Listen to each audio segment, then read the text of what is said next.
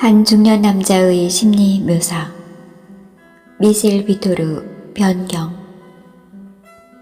미셸 비토르의 소설가로서의 중요성은 날이 갈수록 커지고 있다. 필자가 보건대 모르긴 몰라도 미셸 비토르는 사르트르 이후 최고의 작가가 아닌가 한다. 그는 누 보르만 계열의 작가로서의 로브리그리에와 쌍벽을 이루고 있으나 인간의 내면에 감추어진 진리를 파헤쳐내는 의식의 폭과 깊이가 오히려 로브그리에를 능가하고 있는 듯하다. 우리가 이들 누 보르망 작가들을 결코 무시할 수 없는 이유는 이때까지 시도되고 개발되어진 인간 언어의 예술은 소설로서 인간의 진리를 파헤쳐내는데 어떤 한계점을 인식하게 되었다는 사실이다. 수많은 천재 작가들이 인간의 언어라는 도구를 이용해 그들의 본질과 진리를 파헤치기 위하여 수천 년 노력해왔으나 여전히 인간은 알 수 없는 존재로 남아있는 것이다. 하기야 그 어떤 천재가 어떤 기발한 의식의 방법을 가지고 인간을 탐구한다고 하더라도 인간의 전모가 결코 드러나는 것은 아니다. 그는 다만 그 거대한 인간이라는 존재의 새로운 일면을 다소 다르게 증언하는 데 그치고 말 것이다. 그런 의미에서 로브그리에나 미셸 비토르 등 누 보르망 작가들의 노력의 가치가 인정될 수 있는 소지가 있는 것이다. 미셸 비토르의 대표작 변경은 이런 각도에서 누 보르망 작가 계열에서 누구의 그 어떤 작품보다도 큰 성과를 거두었다고 말할 수 있다. 미셸 비토르는 1926년에 프랑스 북부의 최대 도시인 릴르에서 태어났다.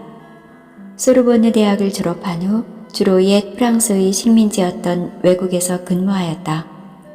그의 나이 30세가 되던 1957년경까지 이집트, 영국, 그리스 등지에서 주로 불어 교수로 돌아다녔다.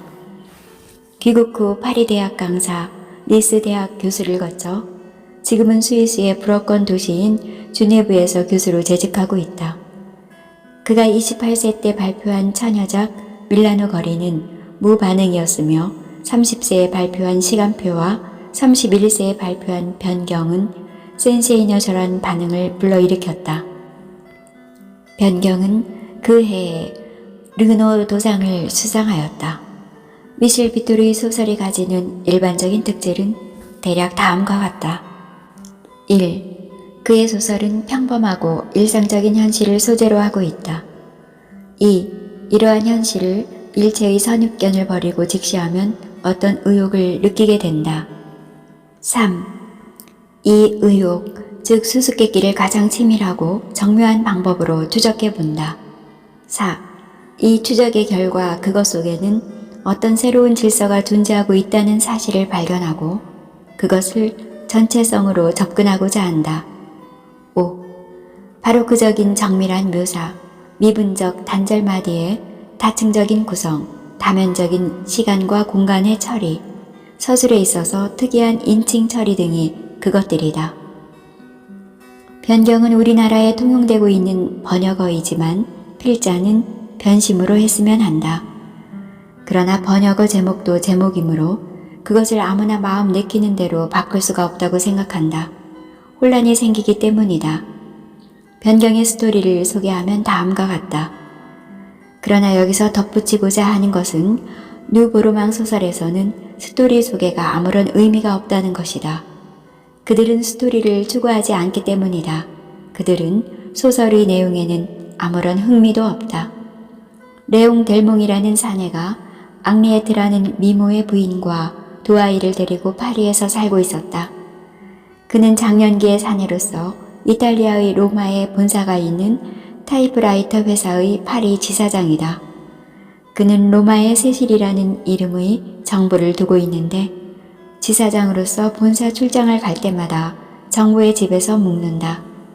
소설은 레옹 델몽이 세실이 있는 로마에 가기 위하여 로마행 기차에 올라 로마역에 내리는 것으로 끝난다. 이번 여행은 로마 본사에 무슨 볼일이 있어서가 아니라 세실에 관하여 어떤 보관이 있어서 시행하는 여행이었다. 그는 세실이 원하는 대로 파리에 그녀의 직장을 구했던 것이다. 그래서 그녀를 파리로 옮기는 문제를 그녀와 상의하기 위하여 로마행 기차를 타는 것이었다. 지금까지 같이 살아온 앙리에트에게는 이제 조금 진력이 났고 이제 다시 세실과 같이 사는 것으로 자신의 생활을 일신해 볼 생각을 했던 것이다. 그러나 레옹 델몽은 20시간의 긴 여행을 하면서 자신의 이런 생각이 바람직하지 않다는 의식이 조금씩 자신의 머릿속을 점령해 옴을 느낀다. 그래서 그는 로마역에 내릴 때 본래의 계획을 포기해버린다. 이것이 소설을 이끌어가는 간단한 줄거리이다. 그러나 이 소설은 너무나 복잡하고 읽기에 난해하다.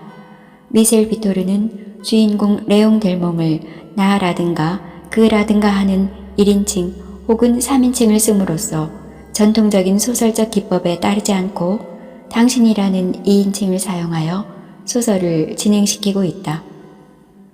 이 소설에서의 당신은 1. 관찰하는 나와 2. 관찰당하는 그의 합의적인 의미를 띠고 있다 할 수 있다. 미셀 기토르에 의하면 소설이란 전지전능한 소설가가 자신의 상상력이 뻗치는 대로 스토리를 이끌어가서 독자들에게 읽도록 해서는 안 된다는 것이다. 소설이란 그것을 읽어가는 독자들의 마음속에 조금씩 형성되도록 해야 한다는 것이다. 그래서 당신이라고 부름으로써 독자도 작품 속에 끌어들여야 한다는 것이다. 잘 차린 상을 불쑥 내미는 것이 아니라 반찬을 만들 때부터 독자를 참여시켜야 한다는 것이다. 밥상이 어떻게 만들어져 가는가 독자와 함께 공동 작업을 하자는 것이다. 그는 소설이란 현실이 어떻게 우리 눈에 나타나는가 또 나타날 수 있는가를 연구하는 현장이다라고 주장하고 있다. 다시 말하면 아내와 이혼하고 정부인 세실과 재혼함으로써 행복해질 것이라는 자신의 의식 속에 고정관념화되어 있는 의식이 어떻게 서서히 무너지는가를 그는 너무나 자연스럽게 추적하고 있는 것이다. 미셀 비토르는 일체의 이해득실이나 행불행의 분석과 종합에 따른 의도적인 작업을 하지 않는다. 그는 현재의 눈에 비친 차창밖 농촌의 모습이나 착간한 옆자리 사람들의 모습을 너무나 미세하게 그냥 묘사만 해가고 있다. 무엇보다도 그의 머리에 떠오른 로마는 세실이 떠나고 싶어하는 로마인 것이다. 파리는 새로운 생활과 그녀와의 새로운 삶에 대해 행복을 약속해주는 곳인 것이다. 그러나 이 고정관념이 바뀌어진다.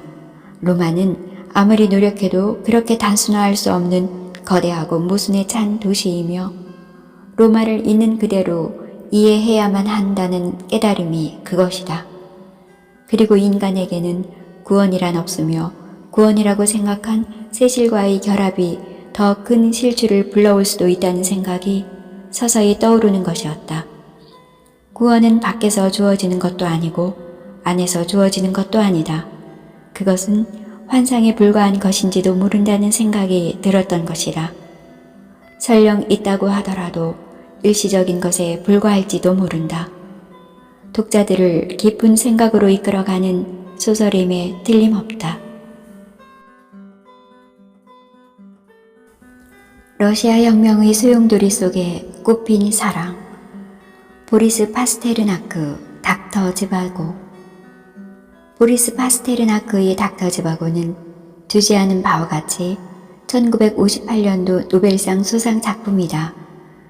그러나 이 작품은 역사의 리얼한 고발이 지나쳐 소련에서는 출판이 금지되었다. 그 후 이탈리아의 밀라노에서 출판되어 노벨상으로 지명되어 빛을 보게 되었다. 이 작품은 한국에서는 소설보다도 영화 닥터 지바고로 먼저 크게 알려졌다. 사실 이 영화가 처음 상영되었을 때의 그 충격은 대단한 것이었다. 끝없는 시베리아의 설원이며 남녀 주인공의 로맨틱하면서도 강한 개성을 나타내는 마스크는 한국의 관객을 사로잡기에 충분한 것이었다. 필자는 대학생 시절에 이 영화를 보고 난 후 근 20년 후에 다시 이 영화를 보게 되었다. 참으로 기이한 것은 젊은 시절에 받았던 강렬한 감동을 받을 수 없었다는 사실이다. 인생을 살 만큼 살아서 인생의 어떤 신비감을 잃어버렸다는 사실이 가장 큰 원인이었다.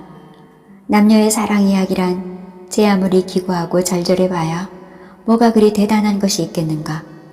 나는 무엇보다도 경상도 봉화 도매산골 촌놈이 서울이라는 낯설고 쌀쌀맞은 땅에서 살아남기 위해 오만 것을 다 하면서 공부를 해야 했고 먹고 살아야 했으며 또 인생 허무에 빠져 자살을 하지 않기 위해 소설을 써야만 했다. 이렇게 강렬한 삶을 살아온 중년이 내가 이 영화를 다시 보게 되었을 때 별 큰 감동을 받지 않게 된 것은 오히려 당연하다 하겠다. 그러다가 아무래도 그 여배우가 풍기는 강렬하면서도 감미로운 분위기만은 여전한 듯해서 원작 소설에서는 어떻게 나오나 하는 생각이 들어 소설을 읽어보게 되었다. 나는 완전히 이 원작 소설에 압도당하고 말았다. 내가 스스로 자부하기를 나같이 힘에 벅찬 삶을 산 사람이 그리 많지 않으리라 생각했으나 이 소설의 주인공 유리 안드레비치 지바고의 생애에 비하면 그야말로 점잖고 호사스러운 귀족의 삶이었다. 소설은 영화가 도저히 줄 수 없는 깊은 감동을 주었다. 과연 소설의 힘이란 것이 얼마나 위대한지 알 수 있었다.